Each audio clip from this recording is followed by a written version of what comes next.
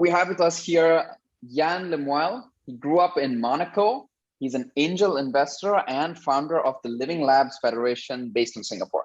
After working in corporate for over 20 years, Yann chose to play an active role in global sustainability. He decided to use his experience to enable young entrepreneurs and dedicate his time to advise, invest, and help raise funds to boost tech for good companies.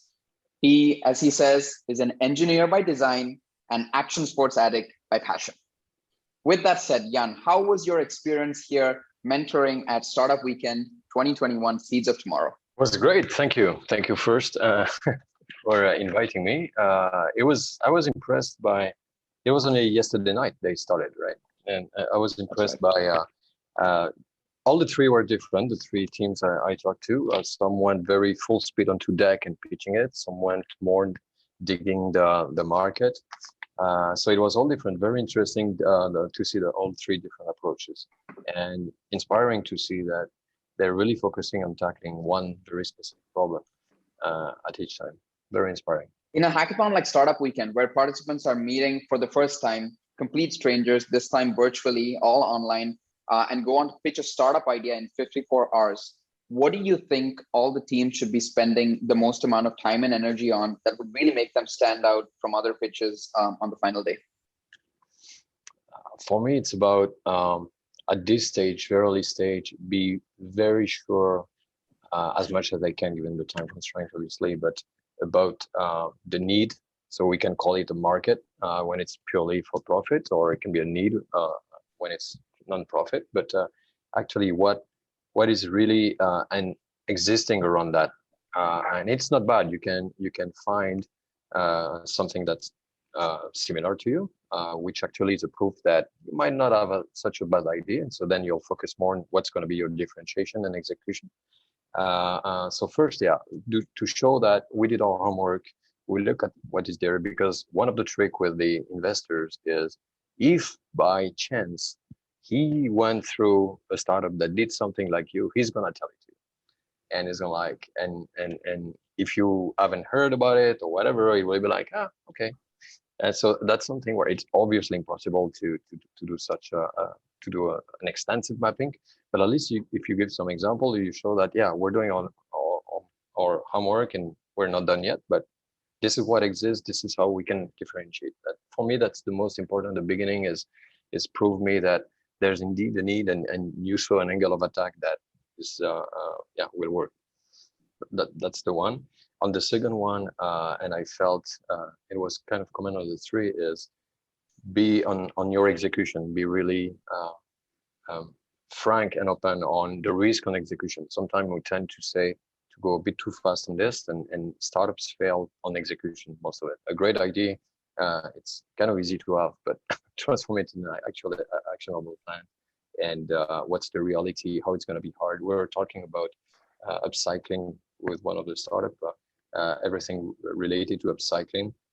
There's always big logistic issues and this kind of stuff. So don't lie to yourself on this, and highlight it, and be clear and transparent on what you're studying, what it's too early to look deeper at, but at least you give your interlocutor that at very early stage, you already see what will be the big things you have to dig deeper. And that's okay. We don't expect for you to have all the answers. Otherwise, we'll sign this check immediately, which doesn't happen. But it would be very, give the trust. Give the trust that you're not dreaming. Got it. Be very clear about the risks, and very clear on how you're going to execute. So with that said, our concluding question, do you have any specific tips for aspiring founders in the sustainability space who are trying to create tech for good companies? Is there a certain way to present this in an attractive way to impact investors? And are there any specific KPIs or angles that sustainability related investors look at? So for me, the most important is intentionality. What is what is your intention? What are you trying to do? You can send me a beautiful deck. If I don't feel that I can see the mission, what your guts is pushing you to do, I'll be scared that it's opportunistic stunt. on sustainability topic that's everybody's talking about right now. So it's a place where intention is really, really important, because the worst is to do greenwashing without knowing it, right? That's the big one. So everything about around the intention, what do you try to achieve and what you want to do this, both in your end game and the way you're going to go there. You won't be perfect right away, but there's a roadmap. So that's one. Second, be reasonable in size. Don't be too ambitious. It's a complicated problem. Be reasonable in size at the beginning to do the proof of concept and explain what you're going to do and show that it's going to work. Scaling, think about it. But there's a lot of things that you can do small and then replicate now. So focus on this. More on scaling than growth, I would say. That would be more the path I would go, because it's easier to comprehend and you can try and do. So intention, be reasonable on the size to prove that it's working. That would be my the two first big advice I would go. The rest is mathematics. The rest is mathematics. The rest is business model. Everybody can do a business canvas. The rest is kind of flowing. But in impact, intention, that's number one, and realism.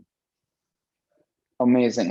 I just I love how you phrase it in terms of intentionality and knowing exactly what drives a founder to be able to execute on their grand vision. And you as an investor really looking for that motivating factor is really helpful. I'm sure it'll help aspiring founders. Thank you, Yann. Thank you for your time here at Startup Thank Weekend. you very much. Again, you know what? I came into this. I walked away from, like I said, the top of the pyramid, the big corporates, and everything.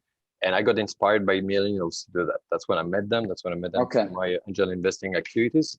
And what I've seen today, and I can call them kids, but I feel old when I do this. But the persons I saw today really inspire me. It's like it's pushing me, because you need it too. Well, I think all your sports activities should keep you young. Thank you. Well, it kind of took a toll on my body. My body doesn't feel that young anymore. Indeed.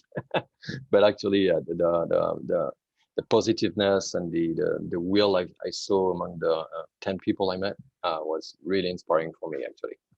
So thank you very much, Seeds of Tomorrow. Thank you, Yann. And for this event. It's really, really great and very well organized, actually. Thank you.